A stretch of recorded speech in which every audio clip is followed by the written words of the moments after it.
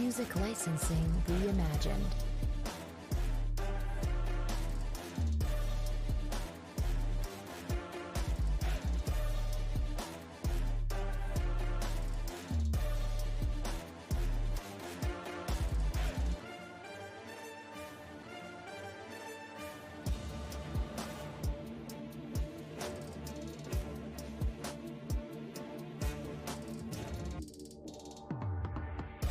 Artlist.io.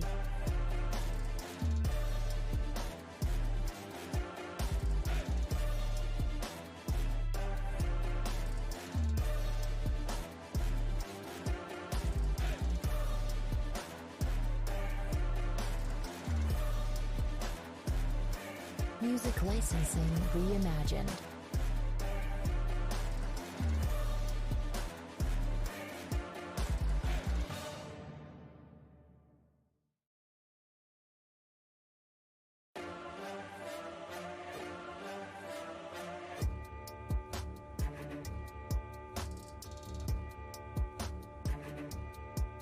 Artlist.io.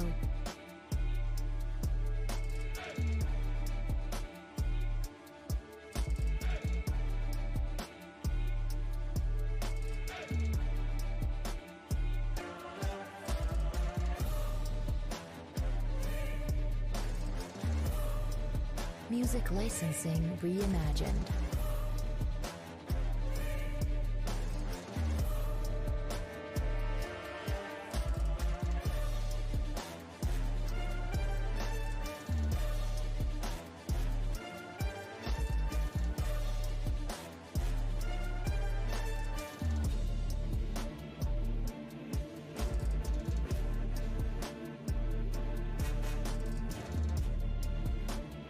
Artlist.io.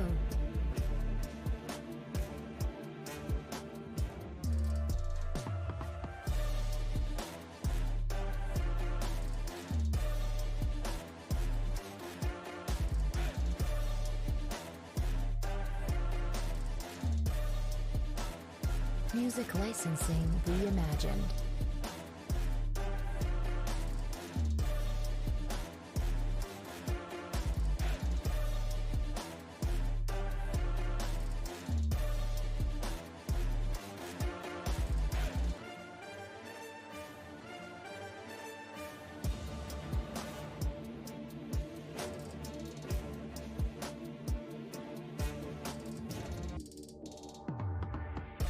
Artlist.io.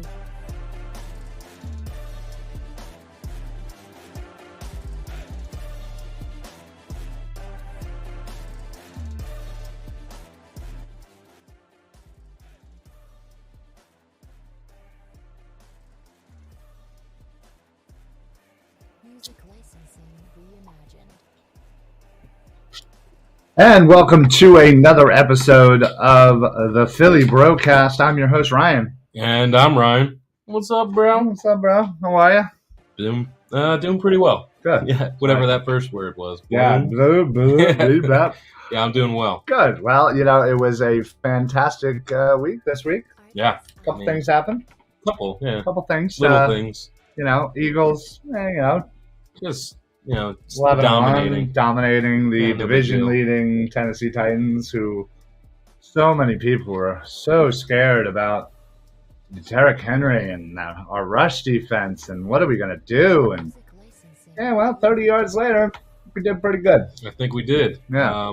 Just the team firing on all cylinders looked fantastic.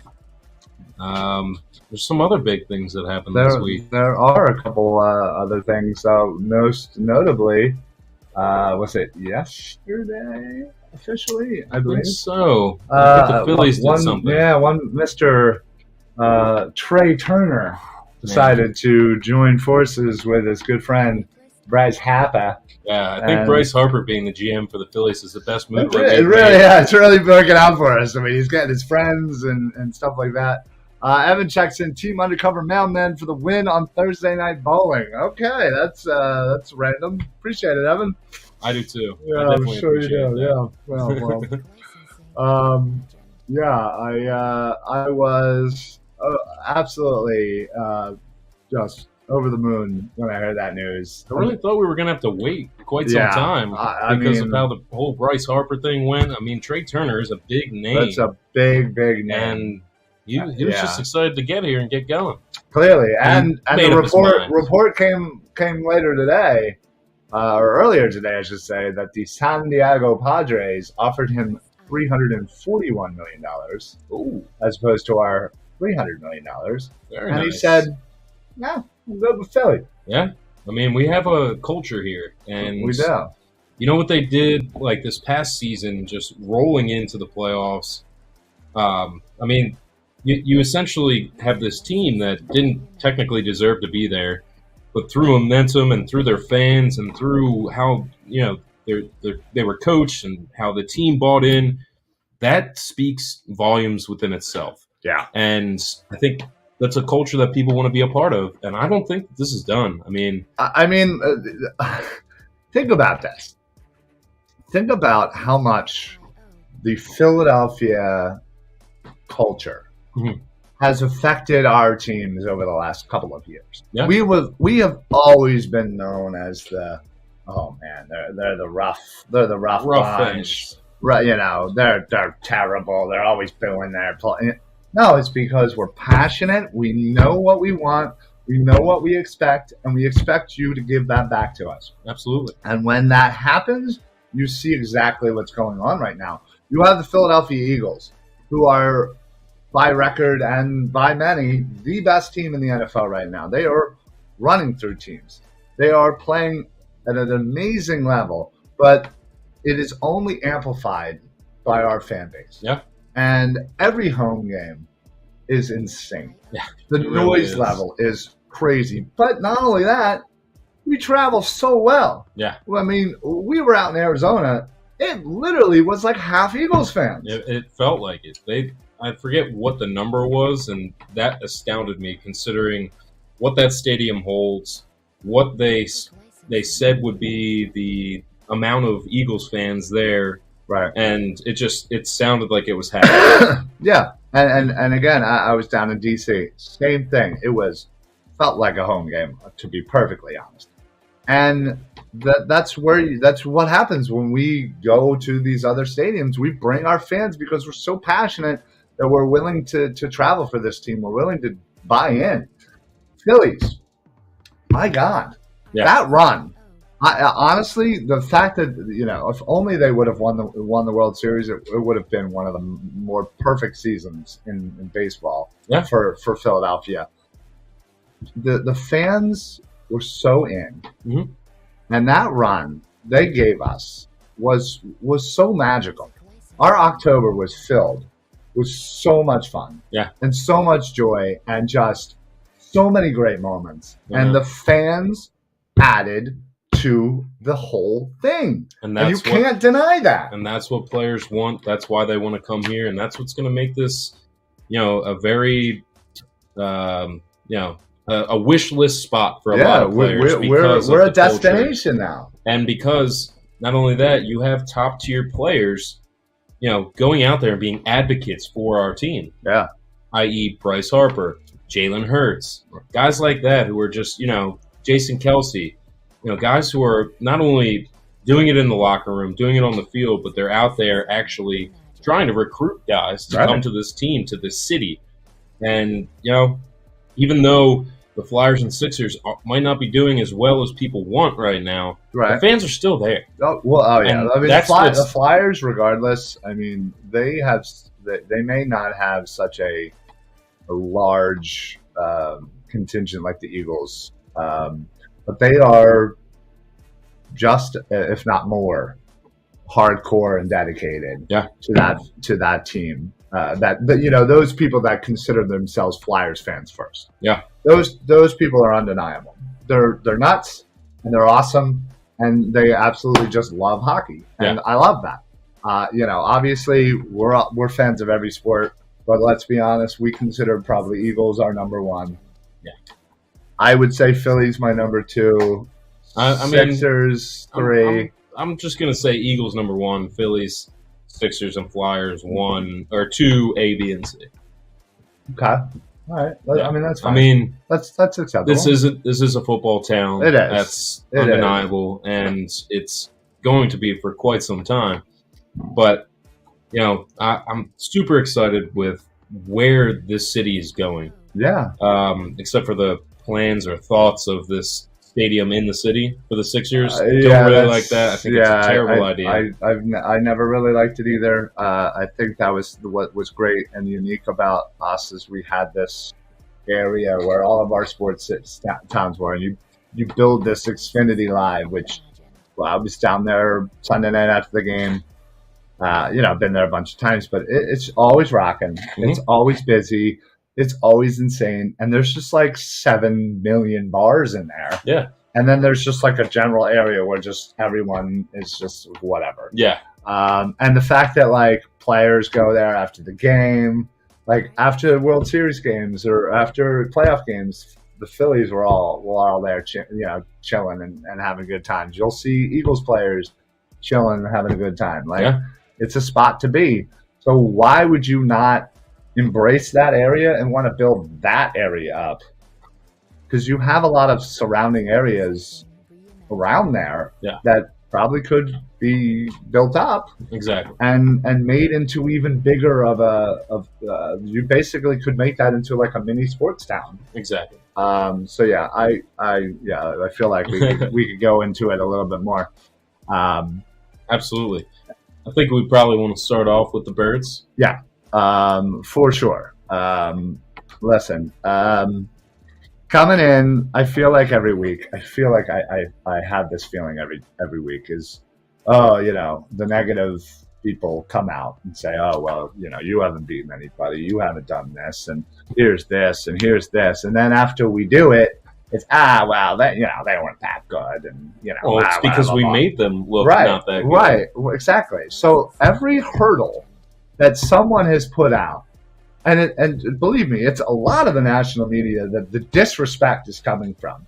The fact of the matter is ESPN, after the win, still had the Cowboys at a higher freaking odds to win the Super Bowl than we do. They were 2 points. They were ahead by 2 points going into the fourth quarter. The Cowboys were in their last game, and then it was a wild fourth quarter, and then they scored all these points. Yeah, right. That's not the signs of a good team to me. That's the signs of somebody who struggled and then got fortuitous and took advantage of it. Sure. I mean, I'm not calling the Cowboys bad by any means. They are a good team for sure. But it is going to be a battle on Christmas Eve. They are not better than the Eagles. No. And if they were, they probably would have put up a win against us the first time we played. Yeah. But Who did win that one? Yeah. Yeah, we and did. they only, each and every week, this team has been questioned. They have answered the questions. Yes. They have now fired on all cylinders. This last game, they put up 35 points, throwing the ball almost 400 yards, continually rushing at a great pace, and special teams actually had a pretty good game. Britton Covey finally showed up. He had some good returns in that game, and I was really happy for him. Yeah, he had over 100 yards, punt return yards, which, man, if we could have that every week. I will have to say that Tennessee's punter, I can't think of his name off the top of my head, but he was literally out punting the coverage. Yeah. So it's like, hey, why don't you just punt like 45 yards and keep it really high in the air so we can catch up to him? He's like, no, I'll kick it 65 and, you guys can catch up. And that was very helpful for Britton, but he definitely overall, had space to make his initial moves. Between coverage and blocking and everything that you're looking for in special teams, even big Jake step Elliott up this year, and that was also another one of these, negatives about this team that had to be answered, and it was a rightful one because the special teams were not good. They've been looking bad this year. I mean, fans. Let's call up Darren Sproles. Let's call up Deshaun Jackson. Let's call up whoever we got to call up. Yeah.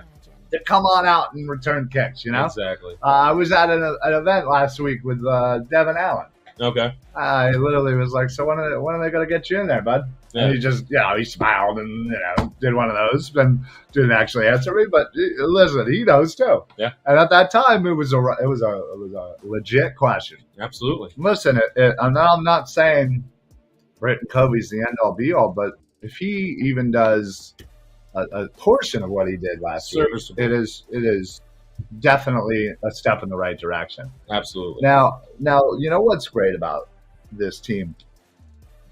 Each week, it seems like it's just pick your poison.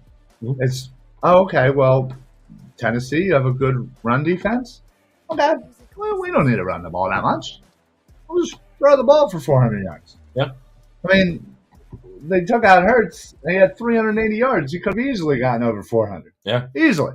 I mean, I'm loving the fact that we get to see a game.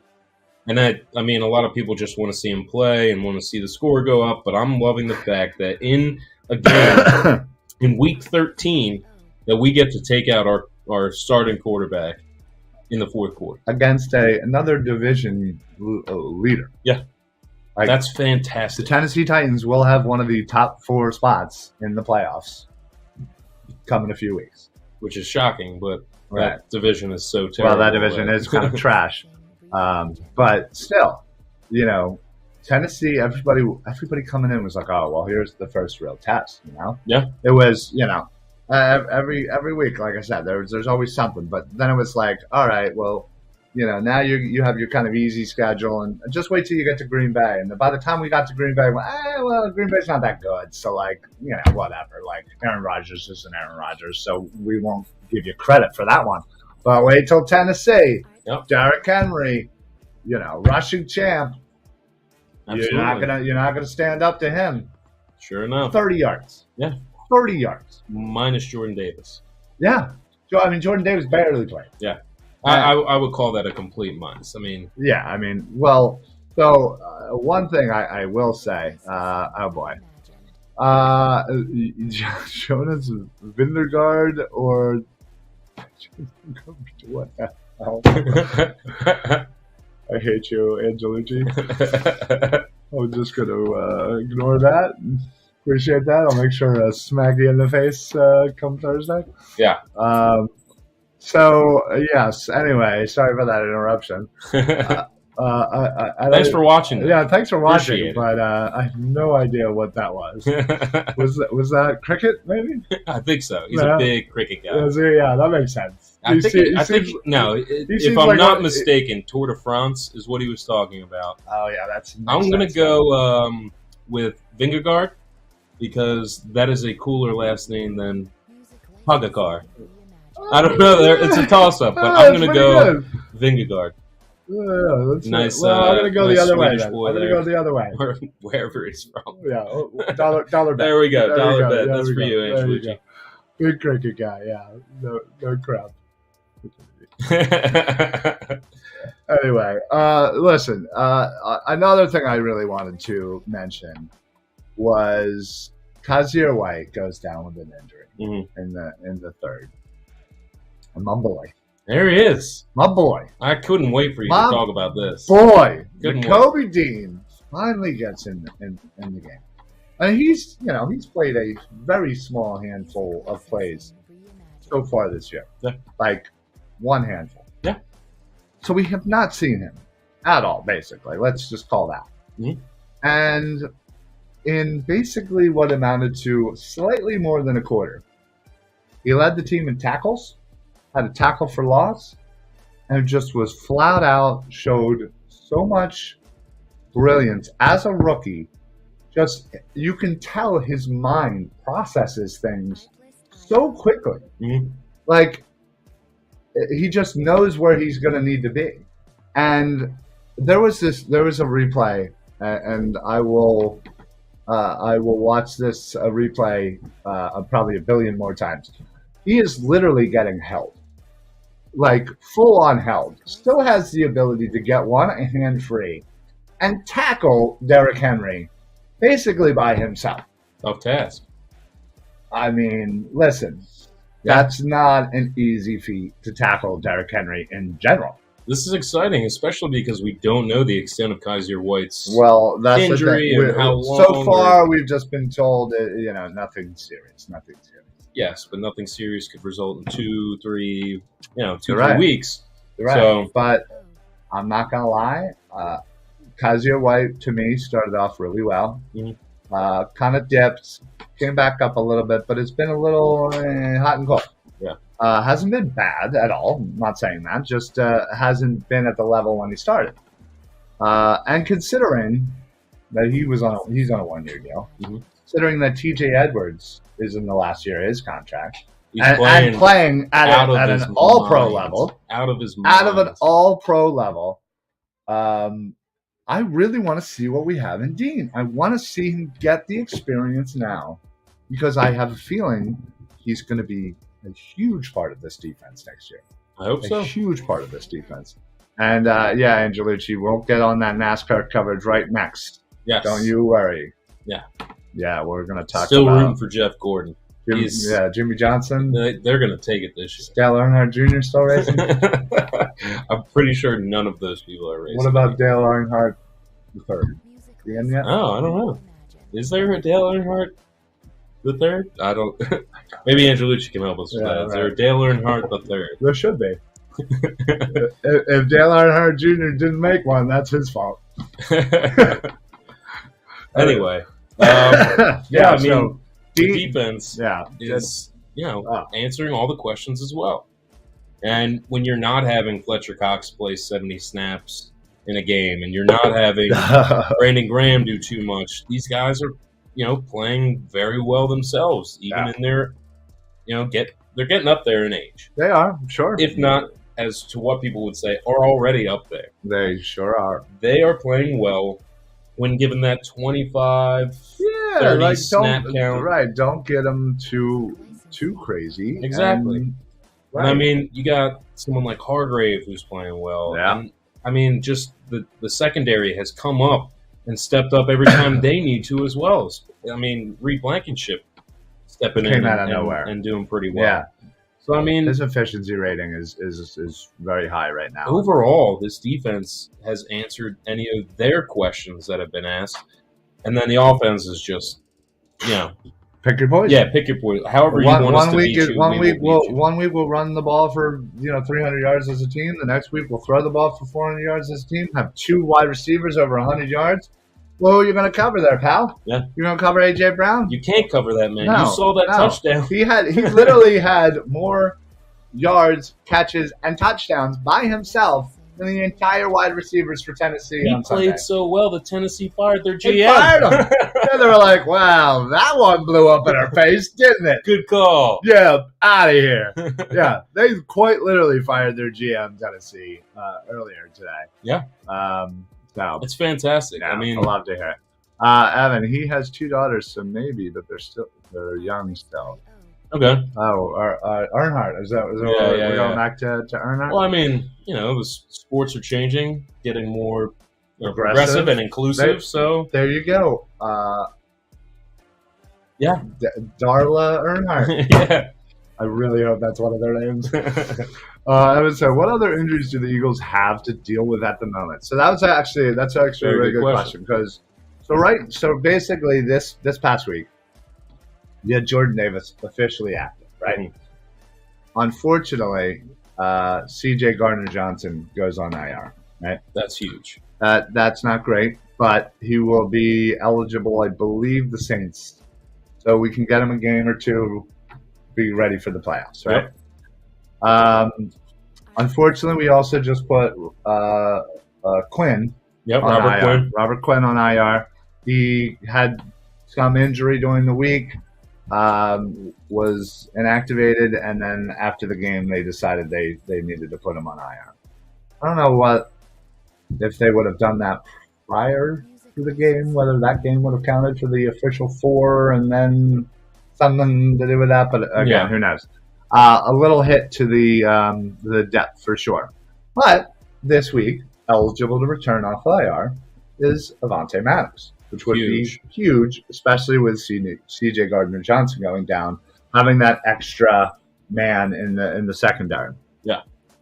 Then after the Giants game, Dallas Goedert would be eligible to come off. That'd be huge. Absolutely huge. So, I mean, with Dallas Goedert coming back, that kind of obviously opens up your offense a lot. I did enjoy seeing some Stoll and Calcaterra They did, catches they and did, nice yeah, plays. They did some I mean, alright again, stuff. like when your star is out, your backups need to be serviceable. Serviceable. They were doing that and playing pretty well. So I was happy to hear their name get called a few times. And, Yeah. it's not going to be Dallas Goedert. You don't have another athlete like No, that. You don't have don't another just special tight end Right, you don't just replace just available. But they did very well. And to have him back going into the Dallas Cowboys game would be enormous. Woo-wee. Enormous. Yeah, that would be huge. Yeah, Angelucci, you missed it. We talked NASCAR for 20 seconds. Yeah, 23 seconds. Yeah, absolutely. Hardest postseason matchup, knowing what you know about the league right now. Honestly, if you're looking at the NFC so if we're right looking now, at the NFC, and what would be the hardest matchup or hardest team to go through to get to the Super Bowl? It's Dallas. Yeah, I feel like we are fine matching up with Minnesota again. I feel like Dallas is definitely going to be a tough game, especially on Christmas Eve.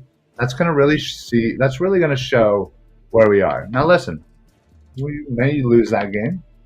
I'm not saying we're going to go 16-1, but even if we do lose that game, I feel like it'll give us a good barometer of where we are versus a real true test of playoffs. Again, Tennessee is a playoff team. Yes. Minnesota, a playoff team. Yes. We have played teams that are going to be in the playoffs. Dallas is definitely a team that is playing very well. They're not all there. I feel like if the running game isn't there, you put a lot of that on Dak, and honestly, I don't really have the trust in Dak to do what's necessary. Yeah.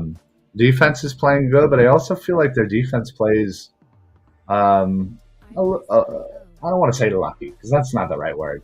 But they're very built on taking those chances, and sometimes that can bite you. And I feel like we have a great offense that would go against that defense to where, hey, listen, you may get a few of yours, but you're gonna try one too many, and we're gonna burn you.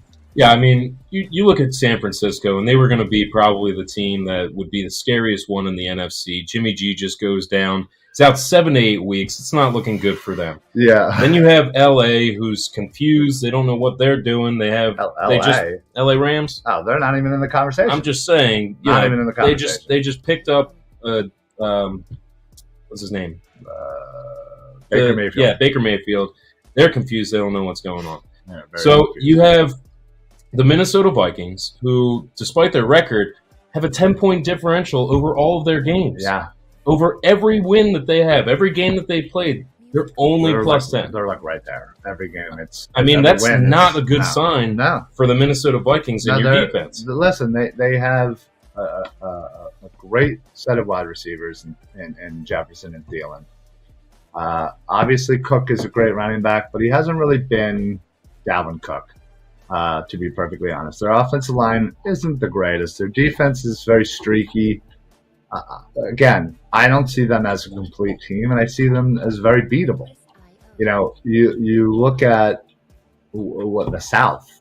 Tampa Bay. Did you see that game last night? I actually didn't, because I didn't care. Yeah, well, I cared because I wanted to make sure I saw the Saints lose, and my God, I figured that was going to happen regardless. Well, it was close going into the fourth, and into the last 2 minutes. Yeah, Tom Brady was down by 13 points with 4 minutes left, and he did it. This is one of those things that, I mean, it's just like crap playing against crap. Well, I really don't care. You're right, but like the fact of the matter is that Tampa Bay scored 3 points in 55 minutes of play. Yeah.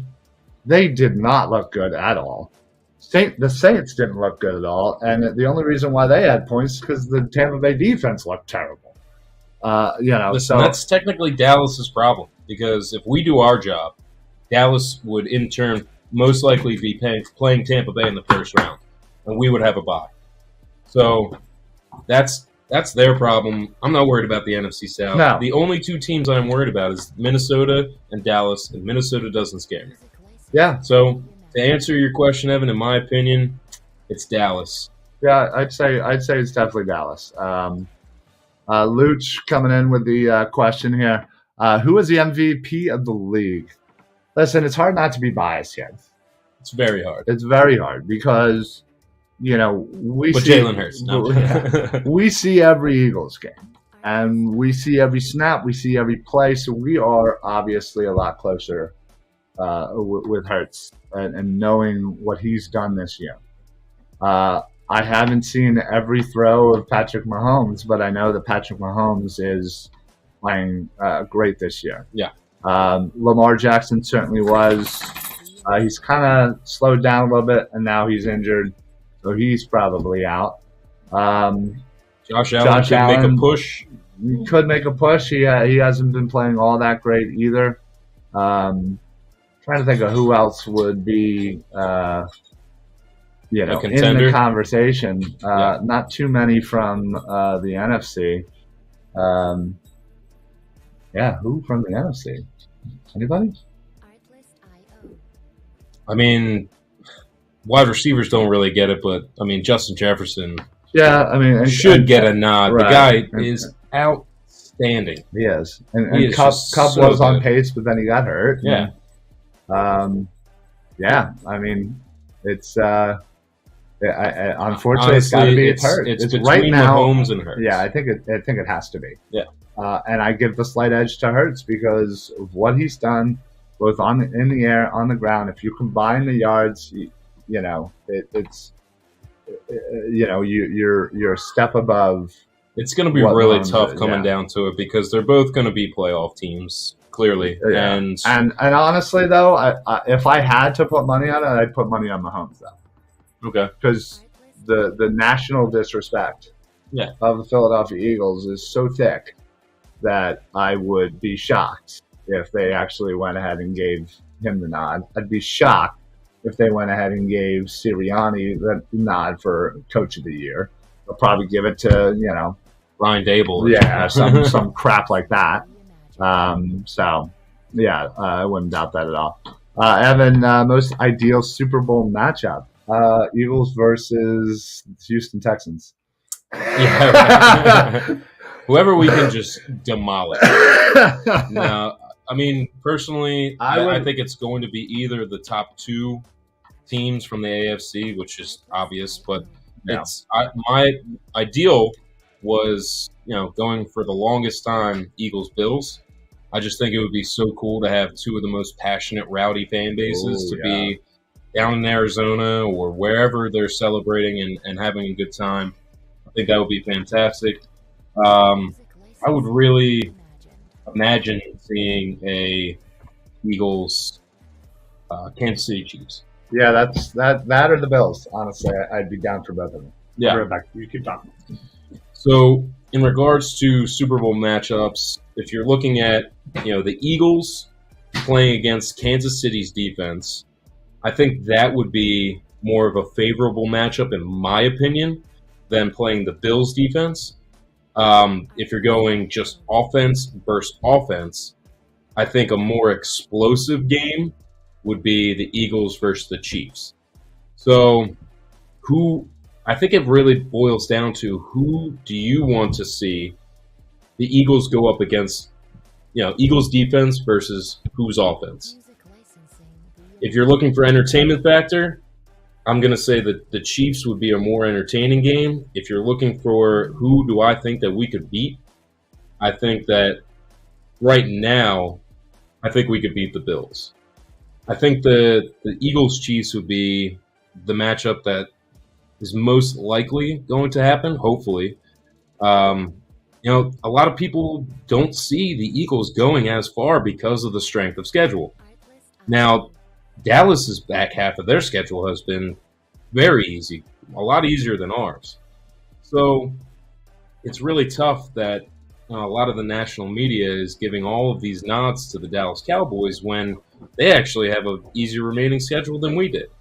So it's one of those things where if you were to ask me, who do I want to see? Eagles, Chiefs, just because also you have the Andy Reid factor. I think that's a big storyline. So here's an underrated one: Eagles Dolphins. Okay. two high-powered offenses. I think their offenses match up pretty well. Their defenses match up pretty well, and I feel like it would be like a 90-point over/under. I mean, yeah, it's possible for sure. And I mean, we have the secondary that would definitely be challenged, but could match up with those wide receivers in Hill and Waddle. Right. I mean, that would just be who turns the ball over. That's pretty much it. I mean, in a crazy game where it's all offense, I think it's just one turnover that makes that big difference, and that's it. Well, and then you also have the Alabama quarterbacks going against each other. Fun. Tua and Hurts. That's Fun. a great storyline. Yeah. But yeah, honestly though, Bills would be great because again, two passionate fan bases. You have McDermott, former Eagle coach. You have Kansas City, Reed, big fan of Mahomes. You got the Kelsey brothers. Yeah. There's a lot of good storylines. A lot of great storylines that could come out of both of those teams. But most importantly, Eagles win. Yeah, obviously. Yeah. And I think we basically answered this question. Most fun Super Bowl to watch. Yeah. I kind of combine those two. Yeah. So, yeah, I mean, overall, great game on Sunday. Looking forward to the Giants match. I mean, the Giants have pretty much come back down to earth. Yeah. Overall, especially if you tie. I mean, the Eagles had a tie a few years ago. Seems like every time we played the Bengals, we tie. But regardless, I mean, that game was rough. So I don't think that the Giants is going to be as tough of a matchup as I thought it might have been a few weeks ago. But, looking ahead, I feel like this team is now just since those few weeks. You came off the bye week. You had your loss against the Commanders. You had a rough game, and then Colts, you kind of just rolled right back into that offense and that vibe against Green Bay. Yeah. And then you just keep showing it in different ways every week how you can beat these teams. And I mean, I just don't think that the Giants match up with us at all. No, I mean honestly, they have Saquon Barkley, who's again. Doing Talented fantastic. running back.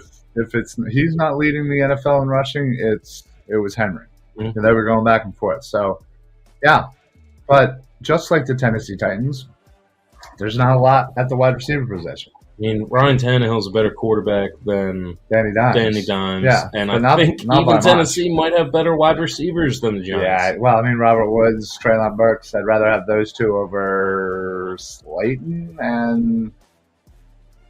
Yeah. Is Kenny Galladay still alive? Like, has anybody seen him in the last? Somebody should reach out to his family and just loved check ones, on him, just to make sure he's okay. Yeah. He's probably laying in his pool of golden coins like Scrooge McDuck. Yeah. Swimming around. So how much money he's taken from the Giants. Listen, it's going to be a fun matchup. It's always a good game, and honestly, I'm not gonna lie, I'm kind of liking the fact that we have 3 away games. Yeah, I mean it's a little break from the tailgate and then the tailgate. Doing the whole thing as much Saves as a little I love money it. as well. Saves a little money, exactly. I'll be looking forward to that on Sunday. But I think it's time to switch over to the Phillies and talk about this effing lineup. I mean, with Trea Turner coming in, you have a guy who's 29 years old, hitting, 100 RBIs last year, 20-plus home runs, having 25-plus But they're going to be paying him when he's 40. Oh. Doesn't matter. These are the type of contracts that baseball has now. Yeah. That's how it works. That is all the negative talk that has been coming out. This is no surprise. Yeah. Middleton said he's going to spend stupid money to try and bring a championship back to the city. And this is the stupid money that he's going to shell out. We just need to shell it out towards a nice, solid, young starting pitcher and maybe some bullpen help. I mean, these are the things that we've been looking for. Infield defense, maybe some outfield help. Then you got your bullpen and your starting pitcher. If you can lock these down, this team is destined for another trip in October, to October, you should say. Yeah. I mean, listen, you have one through six in this lineup now that can hit 30 home runs and hit 100 RBIs. And they have done it in their careers previously. Yeah. I'm not saying it's all going to happen in one season. I'm just saying that is very unlikely. Yeah. Well, someone's got to steal something. Yeah. 180 home runs, 600 RBIs, whatever. It's nothing. Yeah. So, like, the potential for this lineup, and the fact of the matter is, even if you just get slightly better Castellanos, a little bit more what we were expecting. No, I'm not saying full thing, but even just a little bit more. Give me like 25 home runs. Give me, 90 RBIs. That, 280s, 290s. Yeah. I think just that increase alone, plus the fact that you're adding Turner. And at the back end, you just have a couple young kids. Scott, Marsh. We're all just getting better. Yeah. I mean, Scott was coming to his own. Boom. I mean, the man was bad. What? He officially batted 300, right? Yeah, and was getting better at defense throughout the year. And you're putting Stott in a better, a better position, I think, for him defensively. Turner comes in, great glove. He's made some great plays throughout his career. And listen, I mean, at this point, if we can just get another arm, we can just get another starting pitcher. And again, I don't care what the rotate, whatever. But if you have Wheeler, Nola, and whoever, I would love Rodon. Yeah. You have him. Ranger is your 4. I don't give up who you put at number 5. All I know is that spot is just waiting for one of the kids. Well, I mean, we have I forget I'm blanking on his name. I apologize, but we have somebody in our farm system right now who's looking like he's going to come up and play well. There's a couple. So if you can have him come in during the season, have some small stretches of starts and just some play here and there. Andrew Painter, I believe. That's what you're talking about. Yeah. So it's one of those things where you can get this starting pitcher. You can have him here for even a few years and allow Painter to come up and be what he's supposed to be. You're now having Nola in what should be the prime of his career. You have Wheeler just lights out. I mean, and like you were saying, Ranger Suarez pitched out of his mind during the playoffs. Absolutely. I think everybody wanted Ranger Suarez to start every game. Yeah. I mean, unless it was Zach Wheeler, you had more confidence in Ranger Suarez than any other pitcher. So, it's really exciting. I think the biggest thing is just really upping your defense. Yeah, I think that was the biggest. I think they've done that out of the Trea Turner signing. Defense. So next year, from my understanding, there's no more shift. So defense is certainly going to be even more important. Yeah, and I think again, you add Turner, over. You add Turner over essentially Segura, right? Better defensively, yes. Yeah. But you're also then moving Stott to, I feel like, his better defensive, position in second base. Yep. And Bohm was just getting better and better. Yes, you still have Reis, but listen, comparative to some of the other, most of the other first basemen, especially in the National League, it really wasn't that far down defensively. No. There's not a lot of good defensive first basemen in baseball anymore. There just isn't. He's certainly not one of them for sure. But listen, you still are getting a guy that's going to give you 30 home runs, who's going to come up with amazing moments in the postseason. I'm fine with a couple of errors throughout the year. And it happens. If that's our weak defensive point, then that's okay. Now, I'm okay with that. Are you open for getting rid of Rhys Hoskins? No. Okay. I mean, listen. Am I open? Sure. I'm always open. I'm always one of those. I don't care who it is. No player should ever be off your because table. he is just so inconsistent, Yes. offensively and defensively. You're right. That I believe that He's streaky. with his playoff performance, that his stock is probably at the best it's going to be right now. Yeah, I hear you on that. I hear So you on that. we might as well make the move. Okay, so who's Try playing and first make the base? move now. Who's playing first base? That's what I'm saying. You have to make a move in order to try and shift things around. What are you going to trade Reis for a first baseman? Who's going to do that? No, because that usually doesn't work out like Okay, that. But you so- trade him for maybe a prospect, and then you go out and find yourself a first baseman, or you make a move for a first baseman. Yeah, That's what I'm saying. I feel like that's just it's too much. It's I don't too think much. it is. I don't think it's too much. I don't think to ask for. you're going to improve that much. You're certainly not going to improve. You're certainly not going to improve offensively. I would rather improve in one or the other than just stick with somebody who's inconsistent. Yeah, but you're not going to improve offensively. Then Yeah. let's do it defensively and have it be a very important thing for us to improve defensively. And then you have your batters that you were just talking about. Okay, So you lost. all right. Okay, you lost a little bit from a batting average standpoint, maybe, for this person that you have come in. And then you're gaining in defensive prowess. So really the Trea Turner signing, who's a great hitter, kind of makes up for that gap. Okay, I think it's quite possible and probable. Okay, I'll go down this little rabbit hole with you. What if you move Bohm to first, I've heard this. and then you go out and you get yourself a third baseman, Mhm.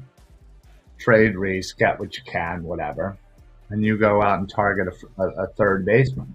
I think building the farm But- team and getting prospects is a huge part right now, because you don't want to put all your eggs in this "we need to win now" basket. You need to look to the future. We used to have an amazing farm system, then it fell off, and now with a few pieces, it's getting back to a pretty decent farm system. So that's kind of what I'm looking at right now. Is we need to plan for the future. Reese Hoskins, I don't believe, is part of the future of this program, of this team. I think there's too much sentimental value. I think you're kind of thinking, and what a lot of people are thinking, is that, oh, he did so well in the playoffs, like, we're going to miss that. It's like, I don't No. want to gamble with the fact that he is, going to be inconsistent all year, and then we have to just wait for him to bat well in the playoffs. So, looking at free agent third baseman, Mm-hmm. you have 31-year-old Nolan Arenado. Though, no, he is staying. He exercised. My bad. Yeah, but he's also one of the best third basemen in baseball, so I don't care how old he is. Yeah, I Well, want him. true, but okay. Brandon so, Drury's good. Brandon Drury's good, but he's 30. Joey Wendell. But again, this is why you get rid of Reese while his stock is high, and get these prospects in these corner positions where you would in turn be looking later down the road. That's what I'm saying. I mean, I hear you. I'm just thinking of what's going on now. I think now we'll be fine without him. Honestly, who's going to play first or third in this scenario if we trade Reese and either I keep believe Bomer or move that- Bomer to first? with Middleton and what's his Dombrowski. name? Yeah, Dombrowski. I think they can figure that out, and I think they need to shed the Reese weight right now.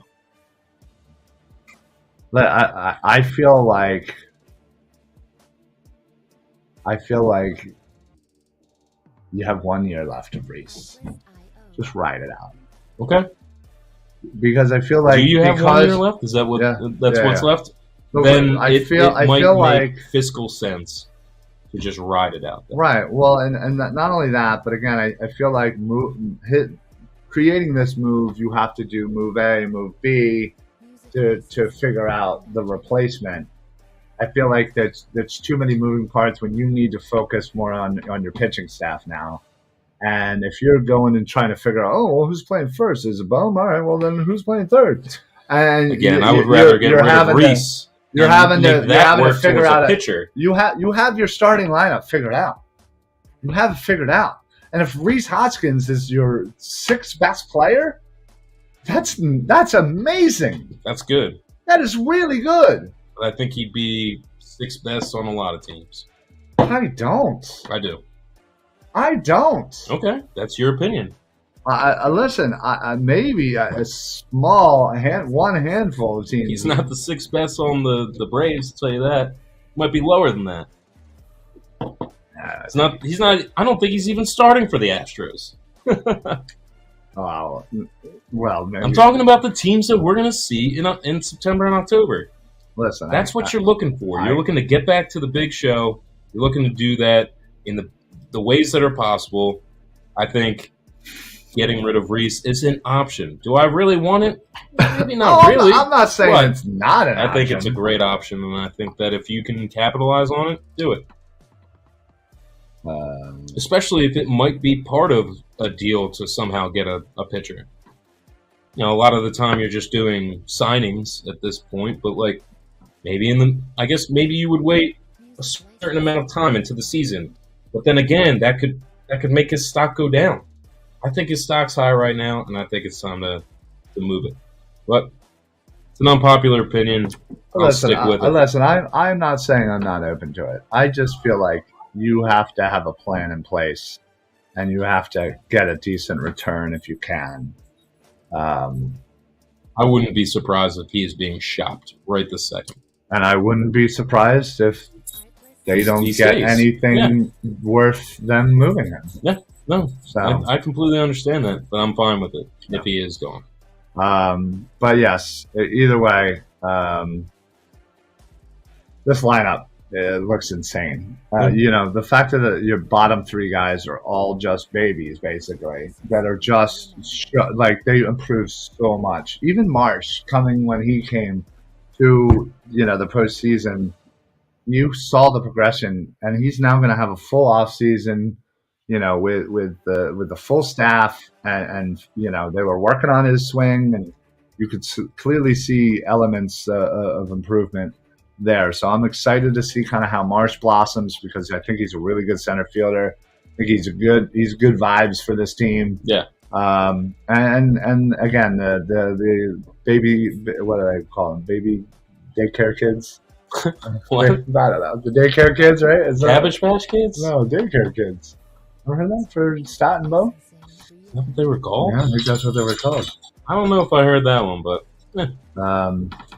anyway, I'm excited to see them improve. So yeah, absolutely. But yeah, all right. Well, just really quickly serious, hit on the Sixers.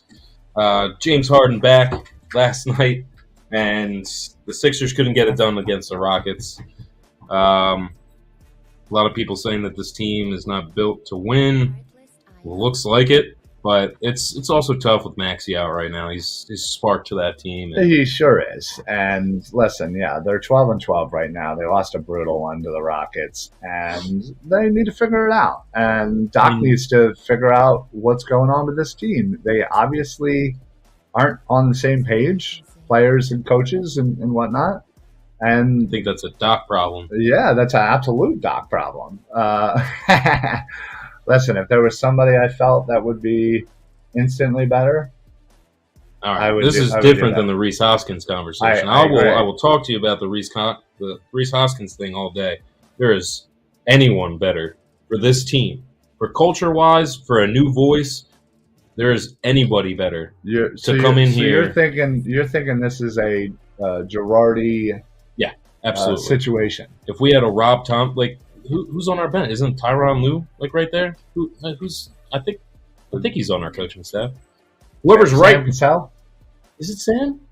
Yeah, okay. Sam is the main assistant. Yeah. Sam Cassell can step in and do better, and I think that the team would listen to him. And Doc is honestly, Doc is not the answer right now. Yeah, he needs to go. I think this team needs to wake up. And they have all the talent in the world. Yeah. They have, 4 all-stars, essentially, in their starting lineup. Yeah. And, they have a decent bench. And it's just not working right now. So you're right. Maybe that's the change they need because, again, similar situation where you have this coach who's won a championship and, has the pedigree and, really, that's a great comparison. Comes in and sometimes things just don't work. And Doc's had a few years here already, and it hasn't worked. Yeah. And you've had all the talent in the world. So, listen, what needs to change? We're not going to trade Embiid. We're not going to trade Maxey. We're not going to trade Harden. So what's the other thing to make a change? Exactly. Change the coach. Oh. Speaking of changing of a coach, but nothing happening. How about them Flyers? Yeah, wow. What do they have? They beat Colorado the other day. I know. I really like Colorado. I think they're a really fun team to watch. And Flyers, they did their job last night. But honestly, was it 2 wins in the last 14 games, 13 games, something along those lines? Just atrocious. I honestly need to do some more Flyers research to be a little bit more well-spoken on this subject. But just from what I've seen from stat lines and watching highlights, they are just an incomplete team. And seems like, I don't know, Tortorella coming in was not it was more of like a quick Band-Aid for a gun wound than anything. So yeah, well, you were hoping the shock in all of it would do something. His style coming in would, wake some people up and spark it. It just, listen, they also don't have a lot of talent in their team. They really don't. Offensively, there's not a lot going on. No. And especially they've been hit with a lot of injuries, and some of these lineups they're putting out there is honestly, it's kind of gross. Yeah, it's been really rough. It's really bad. And so, most of these guys really shouldn't be on professional rosters, but yet here they are on the Flyers, third line guys. Yeah. So to Tort's defense, he hasn't really had a lot to work with, but it's just not working yet. I mean, you see little flashes. We'll have these games where you're like, oh, okay, well, shit. The defense played really well and made Carter Hart's job a lot easier. And, Carter has been playing really well, especially when the defense is supporting. It's just generally the offense hasn't been all that great. Although, again, they scored 5 goals against the Avalanche yesterday. So it's very inconsistent, but for the most part, it's consistently not great. Yeah, it's rough. Yeah, it's a rough product. It's gonna be a few years before we're gonna be able to confidently be happy about the Flyers product that we put on the ice. And unfortunately, I worry about that you're wasting good years of Carter Hart to eventually get there. Yeah, because I think we talked about this before. Yeah, I mean, as we know, good goalies don't come around all that often, especially for the Flyers. Yeah, I mean, especially like you were just saying. I mean, I think that we are literally aging Carter Hart. Yeah, with the amount that he has to work and how hard he's been playing and everything that's going on, I feel like you could have had a 10-year guy, and it's going to be like a 6-year guy. Yeah, I'm just spitting out numbers because he's already. If that was he already at 4? Mm-hmm. Yeah, I think this is his 4th year. So, but you get what I'm saying. Yeah. So hey, listen. In general, wrapping up, summarizing. Oh, thanks, buddy. The Philly sports landscape is pretty good. Yeah. I mean, we have a number 1 football team. We have a baseball team that just coming back from a trip from the World Series and just added the best position player in free agency. Yep. Still time to add more. Hopefully a pitcher. Yep. Hopefully maybe a few bullpen arms. Maybe they go out and officially get a closer. Maybe not. Or they continue to by committee it. But we'll see. We'll see. And the Sixers, listen, Sixers have the talent. Sixers, we've seen what they can do when they're all healthy and they're all playing on the same page. So, don't be surprised in, end of January, we have a new look on the Sixers. Mm-hmm. It can change quick. Flyers, again, not great, but we at least understand that it's not one of those where the expectations are high. So at least we can temper our low expectations and hope for you know hope for a good future in a few years. Yeah. But yeah, we'll see. We'll see how that goes. But overall, I couldn't to say that two out of four are tops, and your third team is playing a little bit under expectations and could easily ascend to that level as well. That's a good spot to be in. So, Yeah, very exciting. I say this only because I feel like I've over the last few weeks I've been hearing nothing but negativity among the fan base, whether it be on social media, Twitter, or whether it be sports radio, whether it be the hosts themselves, or whether it be the callers. There's a lot of negativity. There's people feel like they always have to come up with something negative to maybe protect themselves from getting hurt. And that's what I think it is, because we've been hurt so many times as Philly sports fans that we created this way of, hey, well, you know what? If I bash them before anybody else can, I'm not going to set myself up for heartache again. And I think that's exactly what it is. Yeah. If you expect disappointment, you won't be disappointed when you get it. Yeah. I mean, you're absolutely right. So to all those fans that are negative and like to throw those things out, gear up. Yeah, it's going to be okay. Just enjoy it. This is what we do as Philly sports fans. Mm-hmm. We get happy, we get excited, we have fun. And listen, yeah, sometimes we get our heart broken. But if you didn't have that, you wouldn't have the high of the highs when we do win it all. And it makes it that much more exciting, more worth it, more memorable. Yeah. It's experiencing those lows that make the highs even higher. Well said. Thank you. Appreciate that. Yeah. All right, folks. Well, we're going to head on out here. We talked about everything, including NASCAR and theoretically cricket and Tour de France. Yeah. So yeah, we're running the gambit tonight. We will see you guys next week. Thank you guys for being with us. I don't believe for anybody who follows us on Facebook, I don't believe Birds of the Round Table will be on tonight. We have a few sick people, so we will try to squeeze that in some point this week. So stay tuned for that. So we'll let you know when the Birds of the Round Table will be on this week. Other than that, stay tuned for a few other shows coming through from Philly Sports Alliance and from the Painted Lines. Special shout out to the Painted Lines for not only all the content that they bring to our Facebook, but everything that we share onto their YouTube as well. It's been a really good partnership, and we've really met a lot of good people, not only in the Painted Lines, but the people who watch their shows, in the YouTube. A lot of good people there. So appreciate Evan and Angelucci for commenting and making it weird tonight.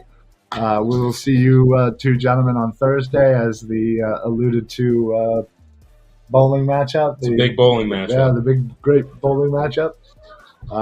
Drinks will be had. Fun will be had. That's all that matters. Yes. But we will see you guys next week. Have a great rest of the week. Continue to make sure that you're watching on Facebook and YouTube, and put on your automatic notifications so that you know exactly when we go live. But anything to add before we head out? That's it. Go Birds. All right. Go Birds. Go Sixers. Go Phils. Let's sign some people. Yeah. And Flyers. Oh. Go Flyers, just go.